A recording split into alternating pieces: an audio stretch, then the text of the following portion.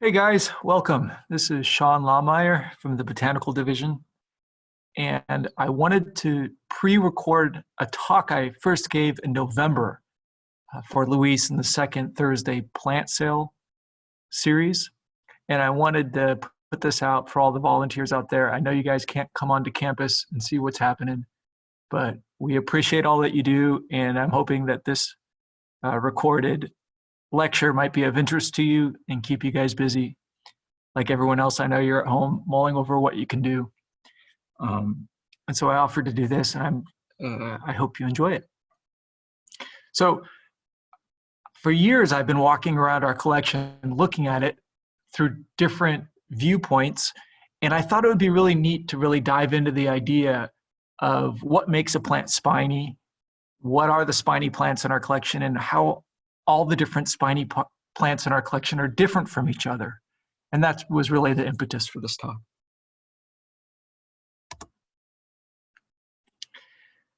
One way to go about this is to just go onto the database and figure out what all the names are for plants and search the names for Latin roots that have something to do with being spiny. For instance, from the Greek, acanth or acute, from the Latin cact, of course, from cactus, echino, spine, all of these 5 roots.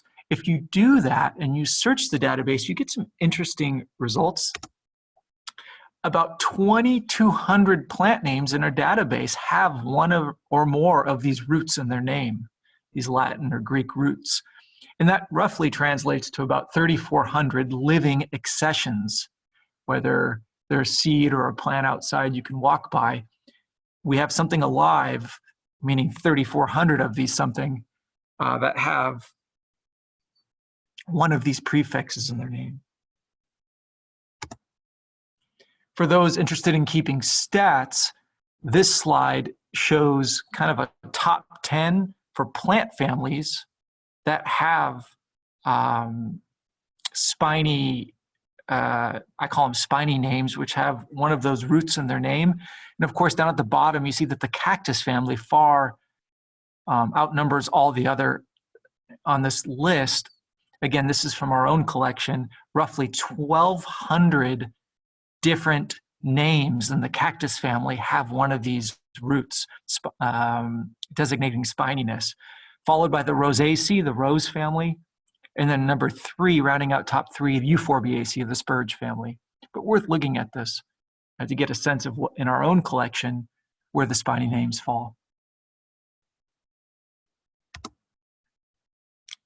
This is one of Jim's big botany ideas. If you've taken a class with Jim over the years, you know he has a kind of a top 10 of big botany ideas. I think it's a great way to teach. And one of the big ones is in all vascular plants, everything you see is going to be derived from either a stem, a root, or a leaf. There's only 3 organs in botany you have to learn and care about. And that's kind of a huge idea when you think about it. It means you look at a cone, you look at a flower, you're really looking at a modified leaf. And so today, when we look at spiny parts to plants, they're really going to be derived from a stem, a root, or a leaf.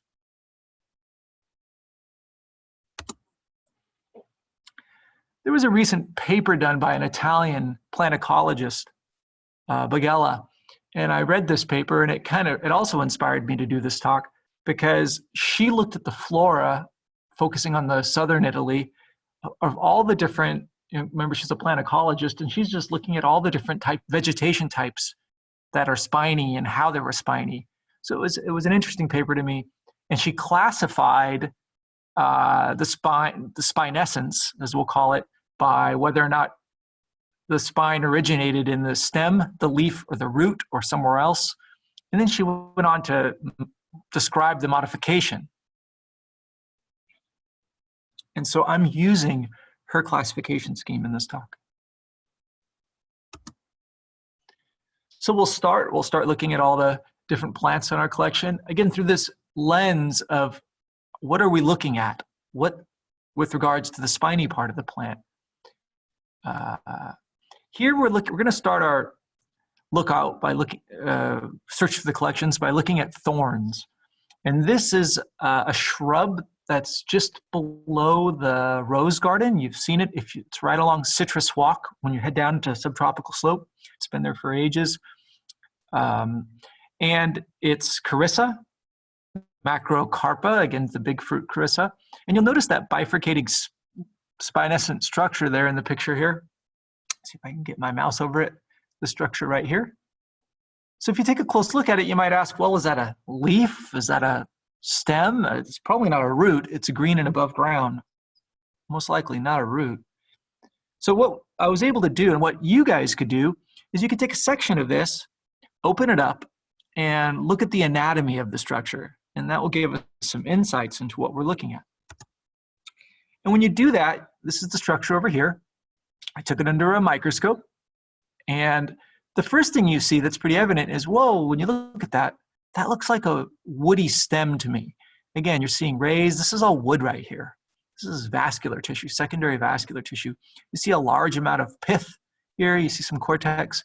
And I put over here to the left a woody twig from magnolia showing 2 years growth, just for comparison to show you, again, all of this is wood in the magnolia. And again, just like this is wood in this Carissa. And so this is a modified stem we're looking at. And so by definition, a spiny modified stem is what a botanist calls a thorn. This is a classic example of a thorn. Another family, the Caparaceae. This is Coberlinia spinosa from the desert garden. It's a stunning shrub. When you look at this, you might guess, well, I don't see any leaves, just looks like a nasty little thing. These are all just spiny thorns. And again, that's probably what most people would come across. And if you're not sure and you wanted to test it, sure enough, you could cut this open and look at the anatomy of this. This is what I did here. Really a nice shot. Again, no stains needed. But again, look at all the rays here, very prominent rays, the parenchyma tissue going through the secondary xylem. You see, again, a pith area. You see a little bit of cortex. You even see some hairs on the epidermis here. So again, this is showing you, again, that we're looking at a thorn. And here we're showing you Tilia americana for reference. Just to show you, yes, this is a thorn we're looking at, a modified stem. This is the same plant. Here I added methylene blue, which is a dye, and it brought out a little bit of the parenchyma. And it also showed you, again, how the parenchyma extends through these rays, through the wood. So a layer of wood right here. The parenchyma, through these rays, kind of extends through there. You can't see much further, but it gives you a slightly different vantage when you use a dye. I didn't get a good cross-section of this from the Celastraceae. Again, I'm showing you all these plant families. To me, that's interesting to show you that all these different families in our collection have this adaptation of spinescence. So this must be helping them somehow out in their habitats. That's, let me go back. But I didn't get a good cross-section of this, but I did get a really good photo out in the desert garden of this Maytanis is the genus, and it's an upper desert garden. It's a construction zone right now, but the plant's still there, showing you fruit. But again, that's just a branch, or what I should say, it's a stem, so that we call that a thorn. This was an interesting one. Up in the desert collections in the hoop house, John grows this plant. This is Alawadia ascendens. This is from the Didieraceae, and that's an interesting family to study that's endemic to Madagascar. And they form the thorn scrub vegetation that maybe you've heard about, that the various things like lemurs live in. So if you look at this and you want to know, well, what am I looking at? Am I looking at a thorn or a spine? And if you're not sure, you know, it's, again, you can use anatomy. Anatomy can help you out. That's what I did here. And here I took a little video I'm going to show you. And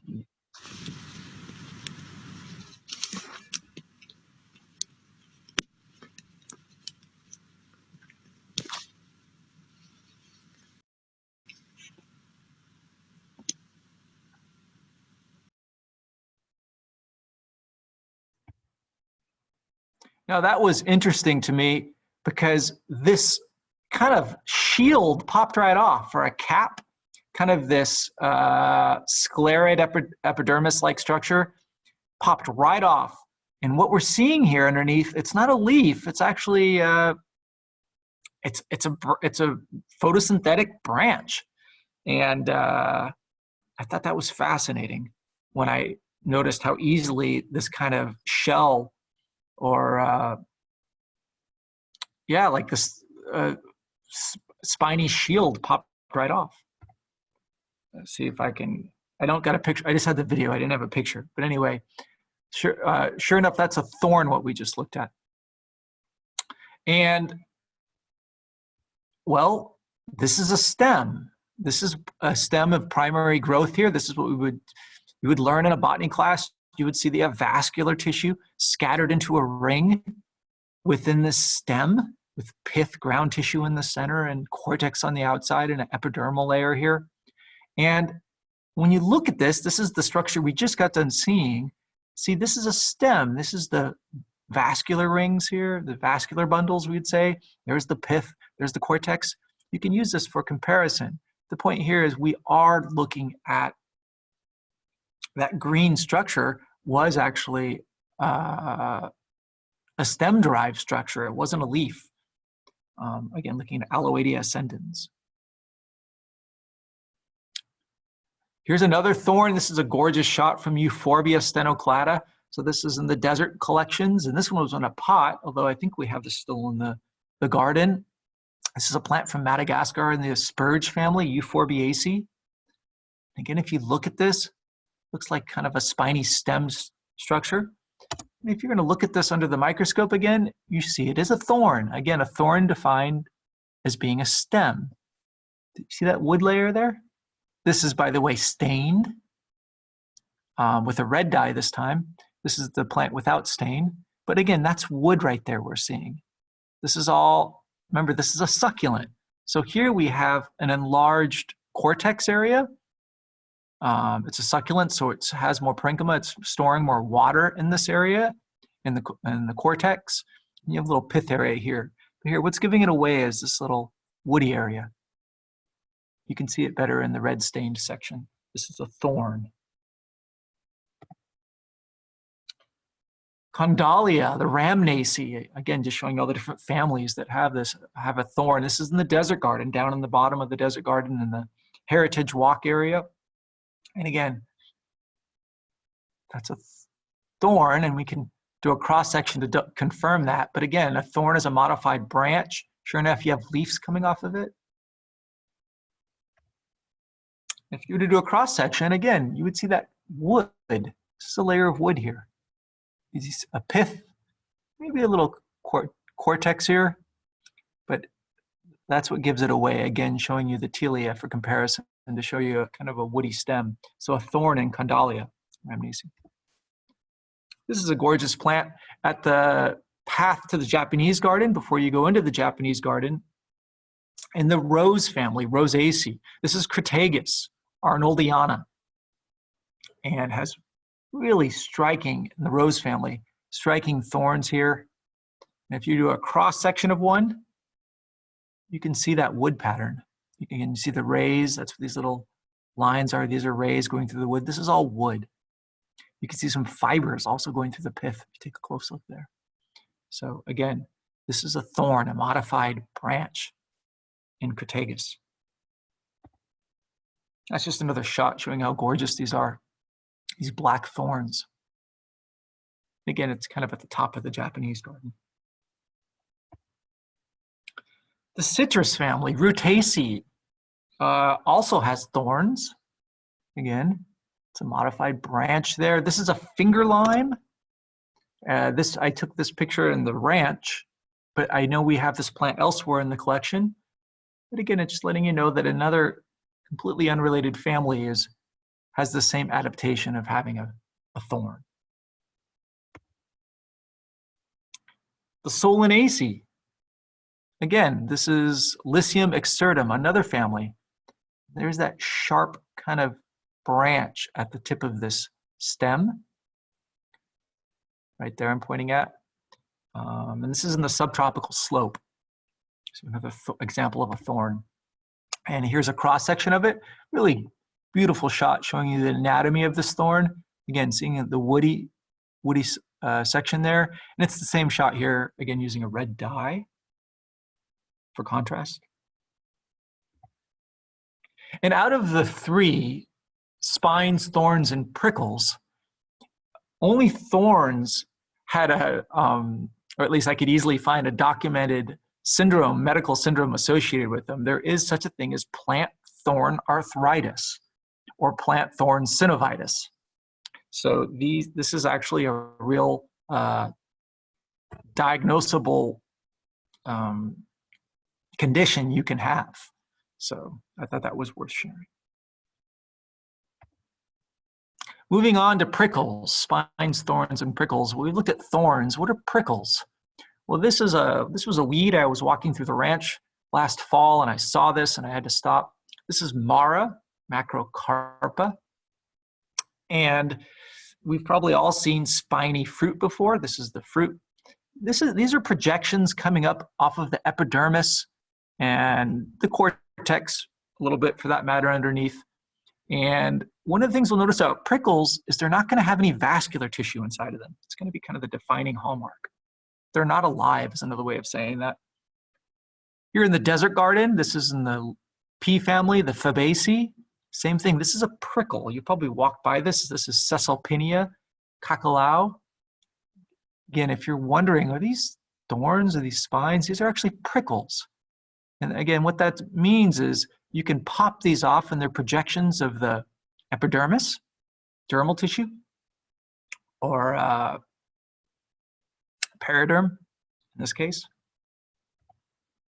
And that's a beautiful shot showing you Ceiba insignis from the top of the desert garden. It's that large tree right when you descend down in the desert garden off the main path, showing you up close picture of the bark.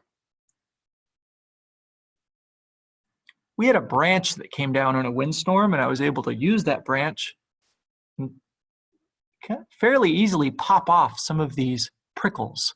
When you take a close look at that prickle under the microscope, you'll see a couple things. There's no vascular tissue. You'll see a bunch of fibers if you look closely.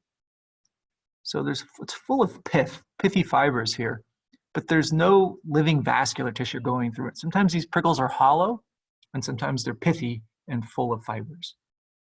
But it's dead and they tend to pop off fairly easily. You couldn't pop off a thorn or even a spine that easy for that matter. This is in the passion flower family, Passifloriaceae, over in the tropical collections. Dylan was growing this. And I walked by it and I had to take a closer look, and with his permission, I was able to take off a prickle and put it under the microscope.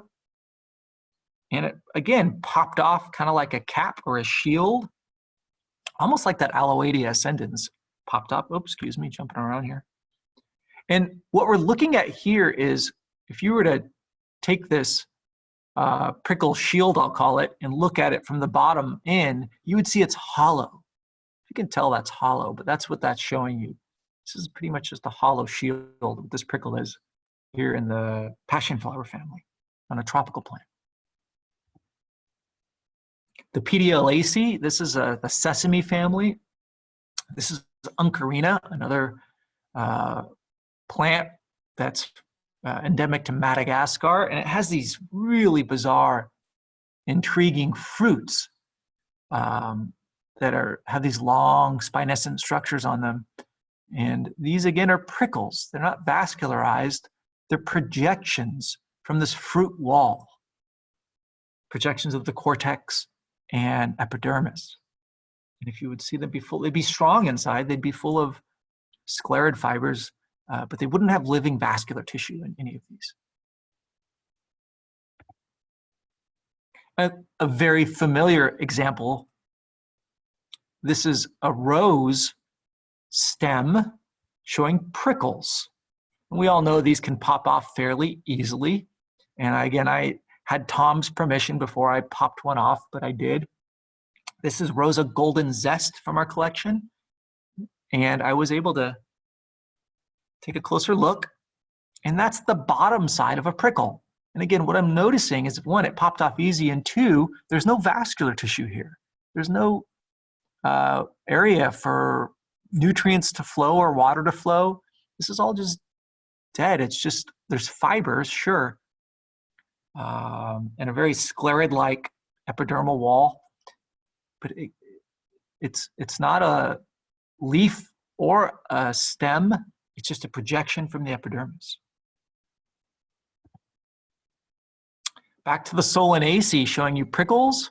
There's some really spinescent solanums out there. This is Solanum pyracanthos, and I believe this shrub is Old World, but there are, I know, some New World solanums that are the same way. Really interesting. When you look at the blade of this leaf along the midrib, you get to these really kind of wicked spines coming out, and it extends along the petiole as well.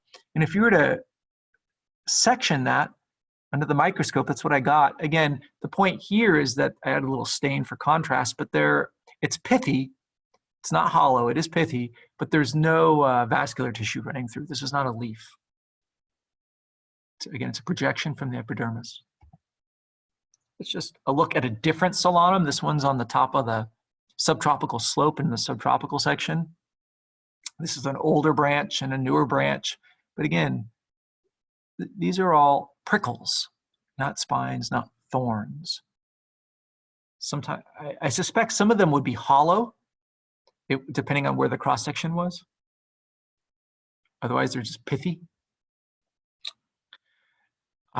So that's it for prickles. We've looked at thorns and prickles so far. How about spines? Now, a spine is when either a full leaf or part of a leaf is converted into a spinescent structure. And the classic example is going to be in the cactus family. So I was able to find a spine shield, or an aerial, I should call it an aerial, from this phaerocactus. And when you look at the bottom side, it's really kind of interesting. You notice this almost in the skeleton-like appearance. You see these cavities, and these are vascular cavities because remember, these are modified leaves, and when these were growing, they needed access to sugar and water, and those vascular tissues would have gone through these cavities here. And that is another phaerocactus, a different species, but the point here is you're seeing these vascular cavities here. So a spine, as we understand it now, is either a modified leaf or a modified bud scale, or a leaf bract, you could consider it, but it's dead at maturity. And this spine would be full of fibers, as we're going to see, but even though it was a leaf, it's basically a leaf that died, and the epidermis just got really hard. But the lowermost portion of the spine, or the modified leaf, kind of remains alive, at least for a portion of time. That's just a closer look view of these vascular cavities. Again, each one of these going to one of the spines on the bottom of this aerial. This is that same Phaerocactus stegudii. Here I'm showing you a cross-section with stain of the spine, and you can kind of pick up on these little dots in the cross-section. These are fibers. Think of fibers on jute rope. They're very strong. The spine is dead, functionally dead at maturity, but these fibers impart strength. And the epidermis also is a kind of a sclerified epidermis. It gets really hard, kind of like a nut. This was taken with permission from a recent paper, and they were also interested in spine anatomy. Oh, we keep moving forward. Spine anatomy, and the point here is using higher resolution microscopy is they were really able to show you fibers here. See all these little bullseye structures? These are fibers inside of a cactus spine, showing you that this leaf is dead at maturity, and it's just, all it is made up of a bunch of strong rope-like fibers. Here from a South American cactus, but it gives you the same idea with this phaerocactus. So in the cactus family, the entire leaf usually in most groups gets converted into a spine. This is Opuntia sulfurea, one of the longer spines I could find here growing in the hoop house. John's growing it. It's a South American Opuntia. I took this ruler out just to show you, yes, it was one of the longer spines. This one's 10 centimeters. And again, I'm always now have my eye out for the longest spine I could find in the cactus family. This is Pereschia portulacifolia. And again, showing you an aerial with spines. These are modified leaves.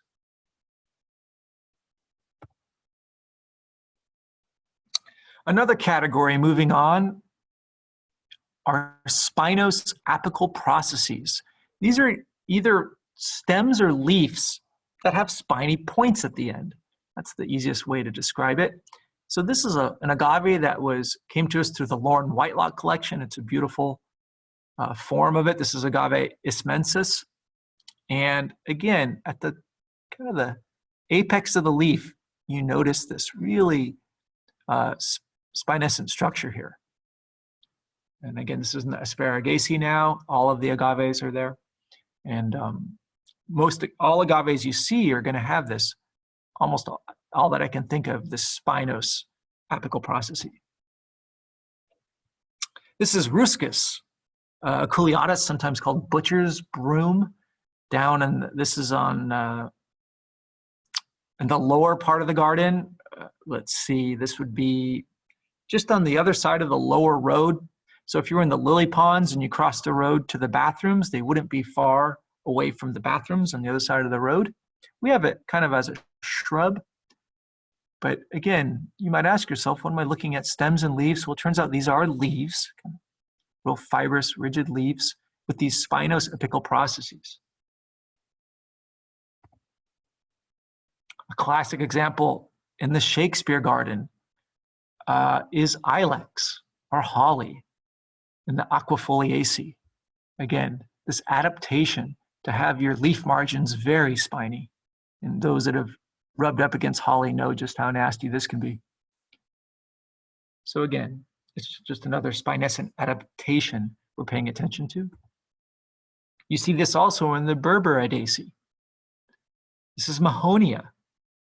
And again, with this Mahonia, this particular Mahonia is from Mexico.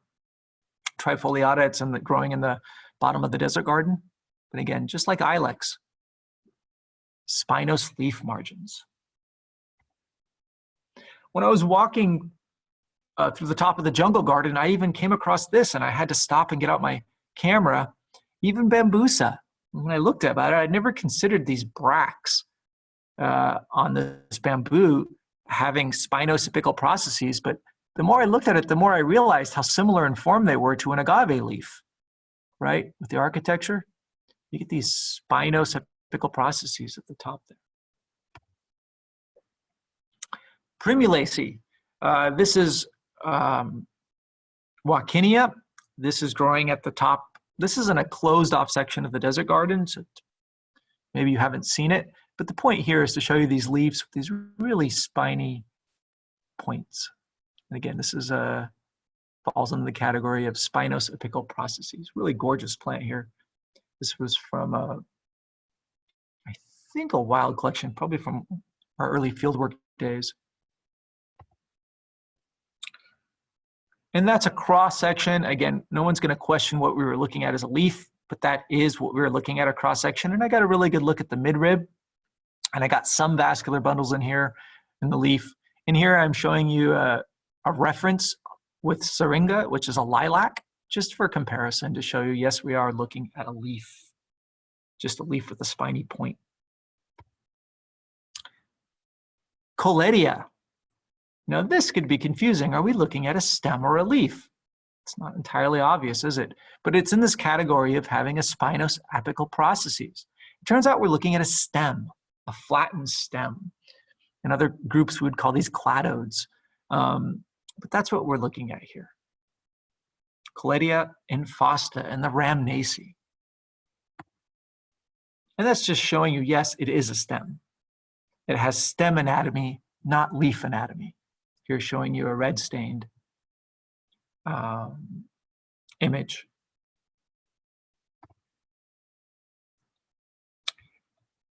Stipular spines, this is another interesting category. So Linnaeus realized and wrote about years ago that most, normal leaves have a pair of smaller leaf-like structures at their base, and he called them stipules. And we see this with a lot of plant groups. For instance, with Rosa, you see a pair of stipules at the base of the leaf. If you look closely, some other groups, they're more spine, let's see. They're still stipules, but I guess you would say they're just smaller, almost hair-like is the term I'm looking for. And in the legumes, a lot of the Fabaceae, you have these stipules that they look woody or hardened. And we call these stipular spines. So this is acacia. You're in the desert garden, showing you that these are also spines, but they're derived from leaf. And if you were to take a cross section, again, it would look like kind of like a cactus spine. You'd see all these fibers. That's what these little dots are. These are fibers. So this is just like a cactus leaf, and that this leaf is dead at maturity, and it's just really tough. Meant to be kind of a strong structure for defense, presumably. No longer doing photosynthesis. And this is another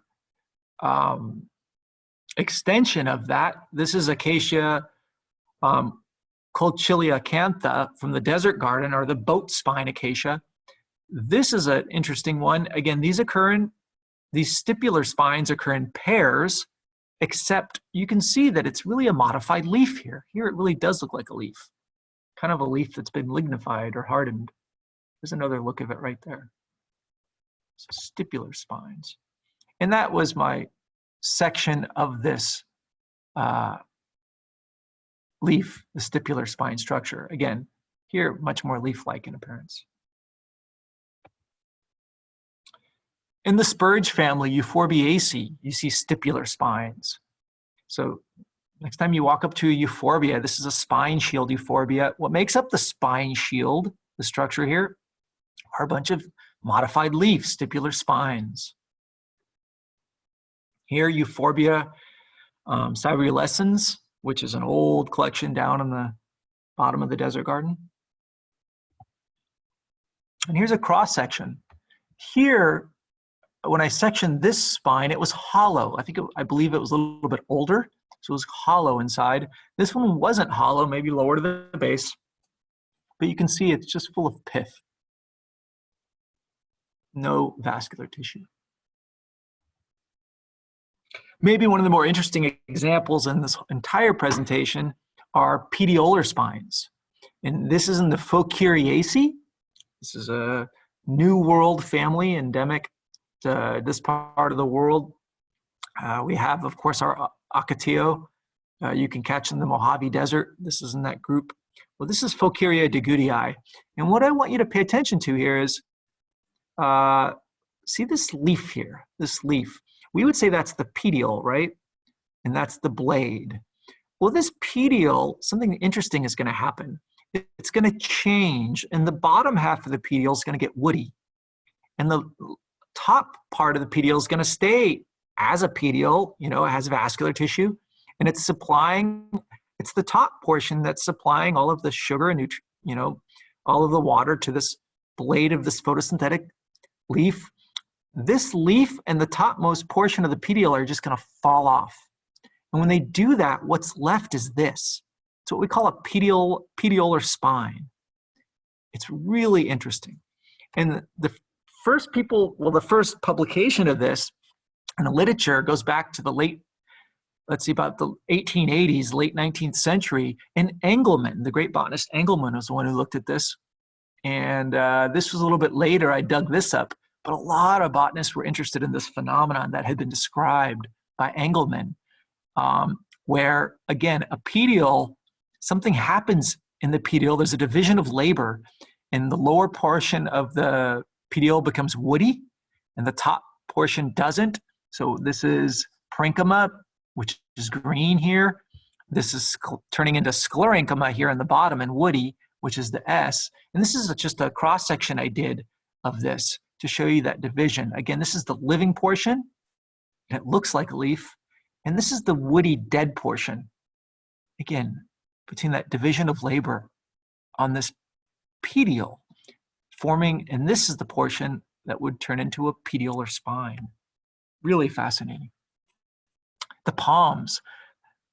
Palms, as you know, if you've gardened with them or around them, have some really nasty spines. And these are leaf-derived spines. These are leaflet spines. This is Phoenix theophrastii from the top of the palm garden. And that means all of these spine structures are modified leaves. When I looked, I wasn't able to get a very clear picture of the vascular tissue. I was able to get some pictures showing you the scattered fibers. Again, that's just using a stain. But I was hoping for a better shot, but this is a leaf-derived structure. That was the whole point of me doing this. But then this is just a cross-section. Let me go back. A cross-section of the spine here is what we're looking at. And it's a leaf-derived spine. So we call it a leaflet spine, and that's common in the palm family. How about Spinose bracts?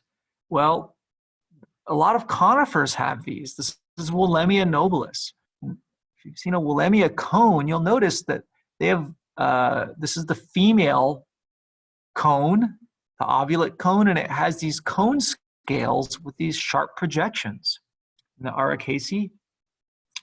And you see it really notably in some cycads. This is the Zamiaceae. This is Macrozamia down at the top of the Australian garden. And again, enormous cone.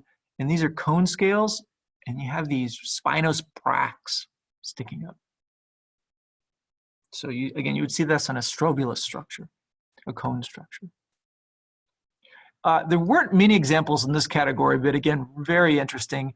Root spines. Believe it or not, some of the spines out there in our collection are derived from roots. And this is a palm in the tropical collection. It's in the main rotunda area of the conservatory. This is Chrysophila albida. It's in the lower section, meaning it's in the lower rotunda, not far from the pond where the fish are in, kind of across that area. You'll notice this palm with these protuberances. And if you take a close look, these are actually root spines. And here we're showing you as an example, Zea mays. It's just classic look at what a root looks like here in corn. And this is the cross-section I was able to take, and I stained it of Chrysophila, the palm. And do you see those little bundles here? This has this classic root anatomy. So when a botanist sees this, they know they're looking at a root, not a stem, when they would see this. Again, so sure enough, that spine we're looking at in this plant, these are root-derived structures. And that's fascinating in its own right. They're not that common. I mean, why not use stem tissue to manufacture a spine? Rubiaceae, yet another family in the tropical collections. I'm moving along fast. And this is an ant plant. This is Myrmeacodia. This is in Dillon's greenhouse in the tropical collections. And again, it was documented that all of these little spines here are root spines, even though this seems to be a stem-derived structure. I did take a look at that, and I wasn't able to tell. We need higher power microscopy and just better histology equipment. But I believe the literature says these are root spines. You can also find them. This, and in some cases, when you're spinescent and you're a plant, you don't produce spines, thorns, or prickles. You just produce hairs that can be stiff and sharp. So this last portion of the talk just shows you some plants in our collection that have trichomes, which are just hairs from the epidermis. And this is Wigandia. This is in the subtropical slope.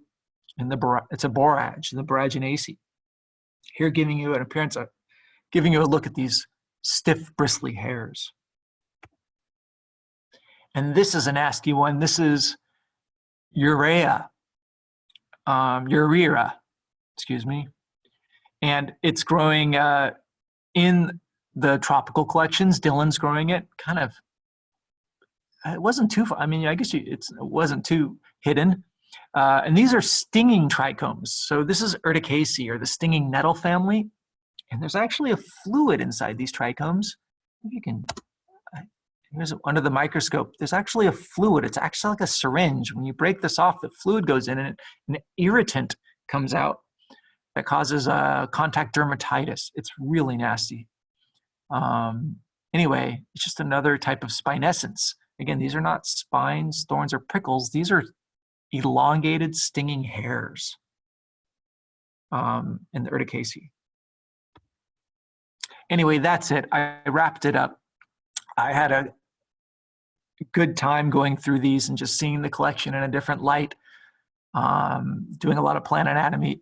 It was fun for me. I hope you enjoyed it, and I welcome your feedback. Take care, guys.